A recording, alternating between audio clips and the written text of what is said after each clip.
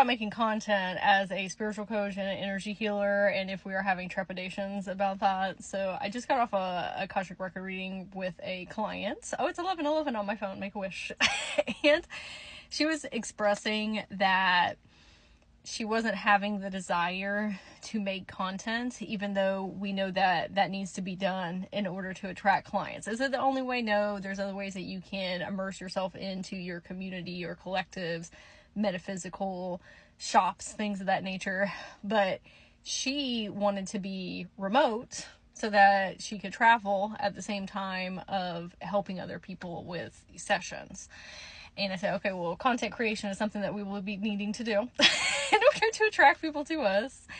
I did a little bit deeper diving with her of why exactly is it that we do not want to be making content. And what we came to was ambiguity was at the forefront of, I'm just not sure exactly what I want to make content on. And the type of healer that she is, she has a lot of shamanic practices, very intelligent, very wise, can really help with pretty much anything. When you are a very clear channel and an oracle, and you have access to people's inner children and their higher selves and their different incarnations, you can really help people through a lot of different scenarios, even if you have not lived through them necessarily in your own life experiences. That's when you hit a certain level of multidimensionality, when you start collecting life experiences from the vastness of self. So even if you have not experienced it here in this incarnation, you can pull that esoteric knowledge from the other versions of self and it still be applicable for the person that you are talking to. So I said, well, what exactly is going on in your life right now? And she was experiencing transitory phases, just new chapters. And I said, well, do you want to help people with that? And she got really excited and was like, yeah, I'm really good at that. And I could see how much passion and how fervent she was about it. And while we were speaking, I said, well, what kind of transitory phases do you want to be helping people with? Because there's so many: going through a divorce, moving out of the country, getting a new career, going from being a parent to your kids, moving out and going on their own and going through empty nest syndrome, I think is what it's called. So many new chapters that you can be experiencing. And so we talked about that, and then she told me a couple different ones, and I said, okay, do you want to help people kickstart a transitory phase, or do you want to help somebody that is already in one? She said, oh, I think I want to help both. And I said, great, but it's better if we're a little bit clearer, because now we're going to be pulling in people that are on both sides of that scale.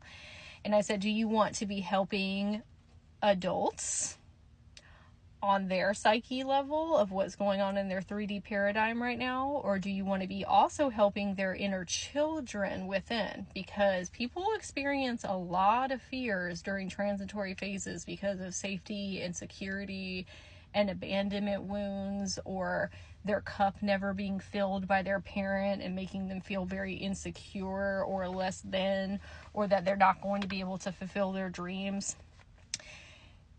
It's one thing to help an adult here on this 3D plane, but if you really want to make everlasting change and real deep resonance of self-concept and confidence, you need to go in and speak with their inner child, because the way that you are interpreting things in the here and now is much different from 5-year-old you or 10-year-old you or 15-year-old you.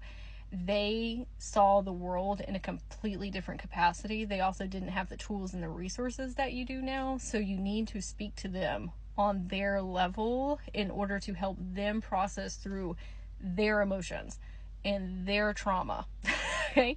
And help build them up as a actual child. So you'll be helping on a deeper soul level while also still helping the adult over here. And she said, yeah, I definitely want to do that. I said, great. So not that we have to be super specific about what we are helping people with, but the more that you can kind of narrow down what those things are, the easier it is for you to make content. I said, you're going through your own transitory phase right now. So you can talk about your life experiences and how you got here, the tools and resources that are helping you through, where you're going to. It's going to resonate with a lot of people. So many people are going through that experience right now, one way or the other. We know that we're really good at those type of sessions or mentorships or programs because we're living and breathing it right now. And it's very easy for us to convey the energetic foundations of what one needs to do in order to feel safe and secure in navigating these times in their life, right? Because you going through it. Energy healers and light workers often get into helping other people because of things that they needed help with in life. And I was explaining to her that a lot of times my content shifts depending on what I'm experiencing right now. Sometimes it's more talking about inner child healing or the Akashic records or connecting to different incarnations, specific things with trauma. It all circles back to, what do I want to be helping other people with? Oftentimes we are so apt at looking through other people's eyes back at self of what do they need, and that's beautiful. We love that. That's not always the most sustainable, however, because we have to be speaking on things that fuel us at the same time as helping other people. Otherwise, we are going to burn out. And it's so much easier to make content if you are excited about it. It's also explaining that we need to figure out how we want to present ourselves.